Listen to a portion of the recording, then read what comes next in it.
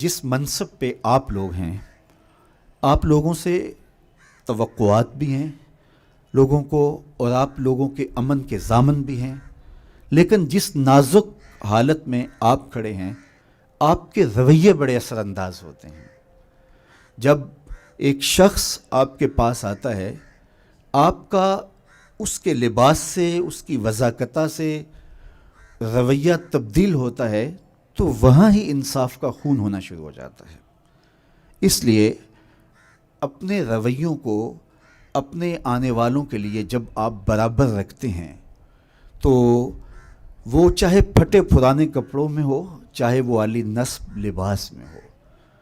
ویسے تو ایک عربی کا مقولہ ہے الناس باللباس، لوگ لباس سے ہوتے ہیں۔ عمومی طور پہ جو رویے ہیں وہ یہ ہوتا ہے کہ جس طرح کی وضاقتہ ہو لوگ اس حساب سے عزت دیتے ہیں۔ ہر آنے والا آپ کے پاس انصاف کی بھیک مانگنے آیا ہے، امن کی بھیک مانگنے آیا ہے، تو آپ اس کی مدد کر سکیں۔ غریب کے ساتھ آپ زیادہ نرم رویے سے پیش آئیں گے تو اللہ کی اور رضا آپ کو نصیب ہوگی۔ میرے حضور کا رویہ ان لوگوں کے لیے جن کو کوئی پوچھتا نہیں تھا اتنا خوبصورت تھا کہ ایک خاتون آئی اور وہ مسجد نبوی کے دروازے پہ کھڑے ہو کے حضور کو ہاتھ سے اشارہ کرتی، تو آقا کریم علیہ السلام مصلی سے اٹھ کے اس کی بات سننے کے لیے جاتے ہیں۔ تو اس نے کہا میں نے آپ سے کوئی باتیں کرنی، فرمایا کیجئے۔ اس نے کہا یہاں نہیں کرنی۔ کہاں کرنی؟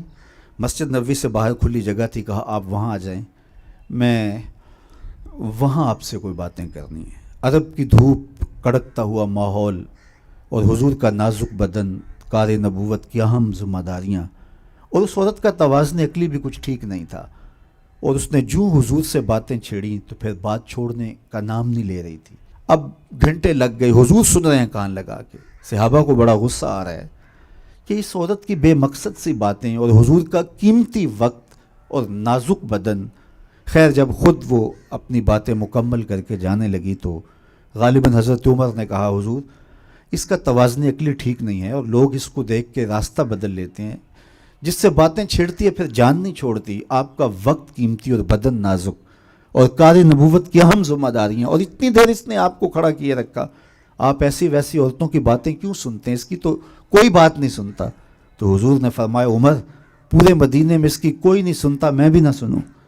اور اس بڑھیا کو آواز دے کے کہا بڑھیا جب دکھڑے زیادہ ہو جائیں جہاں مرضی کھڑا کر کے محمد کو اپنی باتیں سنا لیا کرو۔ تو رویوں کی خوبصورتی آدھا دکھ ختم کر دیتے ہیں۔ اور ہم تو یہ پولیس کا امتیازی نشان سمجھتے ہیں کہ مجرم سے ہماری نفرت نہیں ہے، ہماری نفرت جرم سے ہے۔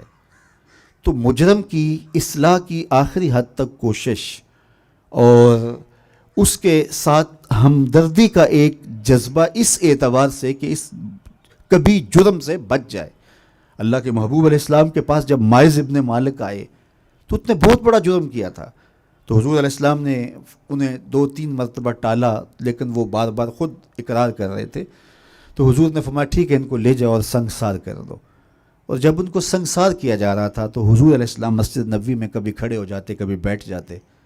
تو کسی نے کہا حضور خود ہی تو آپ نے حکم دیا ہے اور خود ہی رو رہے ہیں، چشمان اقدس میں آنسو ہیں۔ تو میرے حضور نے فرمایا وہ میرا عدل ہے، یہ میری محبت ہے۔ مبتلائے درد ہو کوئی عذر روتی ہے آنکھ، کس قدر ہم درد سارے جسم کی ہوتی ہے آنکھ۔ تو اس وطن کو، اس قوم کو، اس معاشرت کو سنوارنے کے لیے ہمیں ایک شفیق باپ کی طرح بننا پڑے گا، اور جب ناسور کاٹنا پڑے تو اس وقت ہمیں سختی بھی کرنا ہوگی، تاکہ ایسے شخص سے جس کا وجود اس قوم کے لیے، اس ملت کے لیے اور اس معاشرت کے لیے ضرر کا، نقصان کا سبب ہے، اس کے ضرر سے لوگوں کو بچایا جا سکے۔ لیکن اس شخص کی طرح جو نشتر مارتا ہے لیکن اس کا مقصد فاسد مادہ جات نکالنا ہے، نہ کہ مریض کے ساتھ ڈاکٹر کو کوئی دشمنی اور کوئی بیر ہوتا ہے۔